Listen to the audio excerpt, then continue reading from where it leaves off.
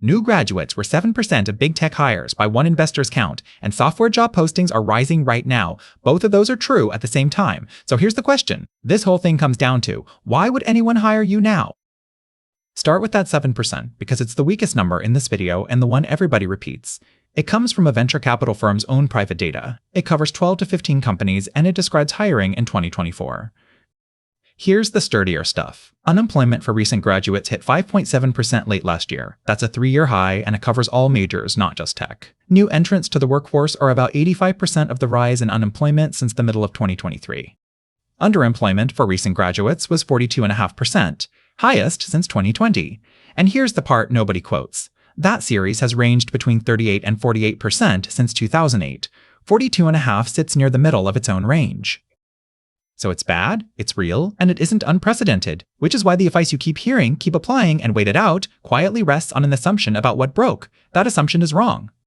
Here's the story everyone tells. Juniors used to get the small, well-defined tickets. That's exactly the work an agent does best. So the first rung of the ladder got sawn off. There's real evidence for it. That same venture firm says entry-level hiring is down around 65% at the big tech companies compared to 2019, and around 76% at early-stage startups. Same private data, same dozen or so firms. The same report also says engineering is the most resilient function in tech.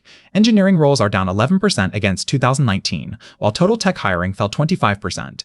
Engineers were 55% of new hires in 2025 at 12 major tech companies, up from 46% in 2019. And early-stage startups together hired 7% more engineers in 2025 than in 2019. Those particular cuts of the data I have from TechCrunch's reporting, not from the report itself. Two studies point the same way. One found junior employment at AI-adopting firms fell about 7.7% relative to firms that didn't adopt, and it came from slower hiring, not layoffs.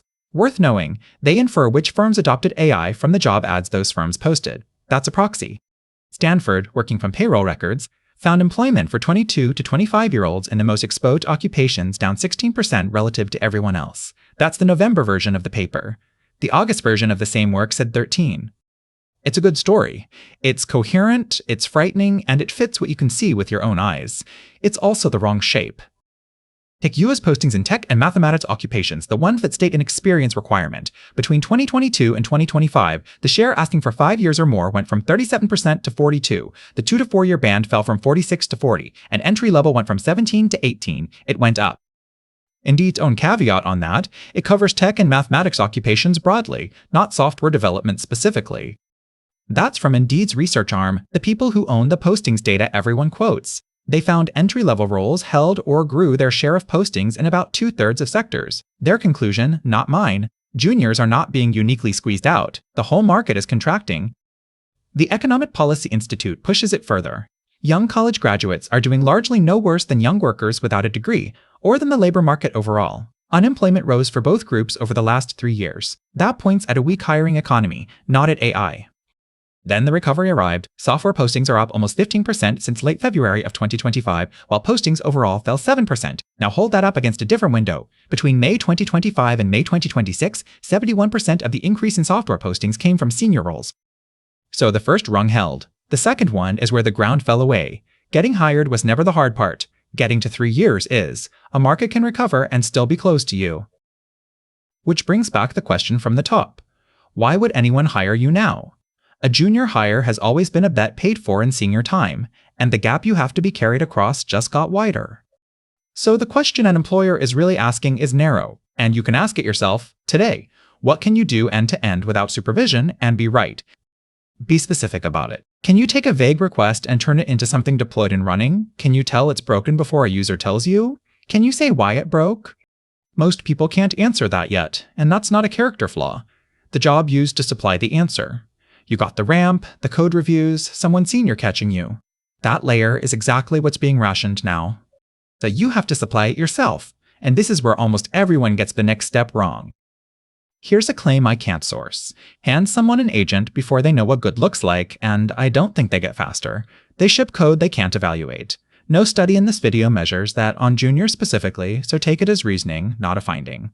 The AI crowd pretends it isn't a problem. The traditionalists use it to dismiss the tools. Both are wrong. Stack Overflow asked 49,000 developers about this. 84% use AI tools or plan to. 29% trust the accuracy of what comes out, down from 40. 46% actively distrust it. It's a self-selected survey, so read it as a direction, not a measurement. There's the mechanism under all of it. Generation got cheap, verification did not. Dora measured what that does to teams across about 5,000 tech professionals. Teams using AI ship more change and break production more often.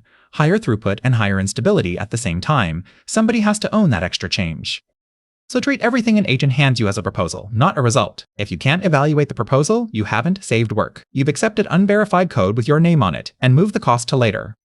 4 habits build that. First, make the agent justify the choice. Not does it work, why this approach, what else it considered, what it gave up. Second, break it on purpose. Pull the network, feed it garbage, kill the dependency. You learn more watching your system fail on your terms than watching it pass. Third, read the diff. Every time, line by line, including the parts you didn't ask for. If that feels slow, that feeling is the skill you don't have yet. Fourth, never merge what you couldn't explain to another engineer. That's the whole syllabus. Not a stack, not a course list. The market isn't short of code. It's short of people who can tell whether code is right. You can't practice that on toy problems because toy problems don't break in interesting ways. So build something real. And real has a definition here. It solves a problem you personally have. That one constraint does something no tutorial can. It gives you honest requirements without a customer. You're user 0, so you know when it's wrong. It annoys you every day until you fix it. Users and revenue are downstream effects, not the bar. The bar is that it's deployed, that it has real users or real data, that it has evals telling you when it's wrong, and that something has gone wrong in production that you diagnosed and fixed. That last part is the curriculum. Nothing teaches verification like your own system failing at midnight for somebody who is depending on it. You don't get that from a repository nobody runs. And this maps onto a job that exists. In February, IBM said it would triple its US entry-level hiring this year. Fair warning, IBM has published no headcount. Triple of an undisclosed number is a press statement, not a data point. The mechanism is the part that's on the record. IBM rewrote its entry-level job descriptions away from the work AI automates, coding explicitly, and toward customer work and oversight of AI systems. Their HR chief's line was, and yes, it's for all these jobs that we're being told AI can do. One practical thing, pay for the agentic tool. Claude Code, Codex, Cursor, pick one. For this purpose, they're interchangeable. I'm not ranking them, and nothing here is sponsored. The argument isn't the vendor, it's the hours. Anthropic's own usage index found people past 6 months with the tool succeeded about 10% more often, and kept a 4-point edge after controlling for the kind of task. That's vendor research, so weigh it accordingly. But tool skill compounds. Your thing is built. This is where the path forks, and the artifact doesn't change. What you do with it does. Exit 1 is job first, and the mistake here is showing the result. The screenshots, the stack, the feature list show the reasoning instead. Describe what you reviewed, what you rejected from the model, and why. What broke in production, how you found it, what you changed. That isn't a portfolio pitch. It's how IBM rewrote its own entry-level job descriptions. One employer, not the whole market. Exit 2 is product first. Then the skill on trial is scoping, and scoping is mostly deciding what not to build. Get it in front of 10 people who have the same problem you do. 10 real users will tell you more in a week than another month of building will. People are already doing this. Graduates of the top 20 engineering schools in 2025 were twice as likely to call themselves founders as the class of 2022. They were also 45% less likely to land a job at a big tech company. Be careful with that one. It's a self-description on a public profile. It could be real companies.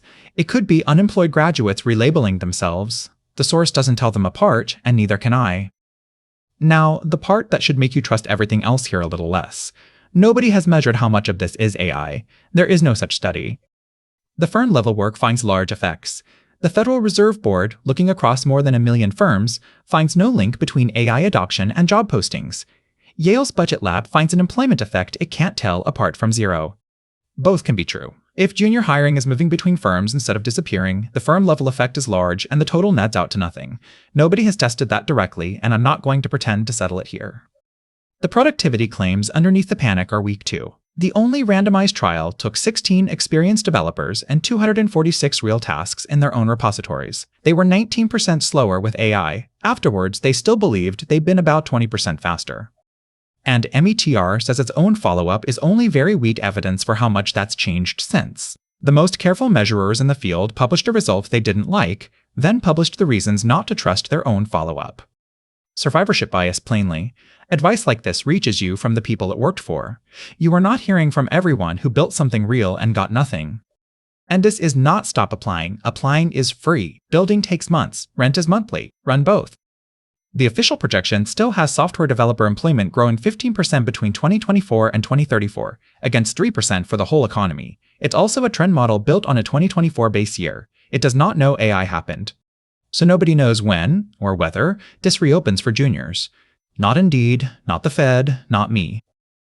If you remember one thing, make it this. The market isn't short of code. It's short of people who can tell whether code is right. That's a skill you can prove without anyone's permission. Ship one real thing, keep it running, and be able to say what you reviewed, what you rejected, and what broke. So this week, pick the thing that annoys you most in your own day and build the smallest version that fixes it. Deploy it. Write down the first thing that broke and why. Every source in this video is linked below. Go read the ones you disagree with.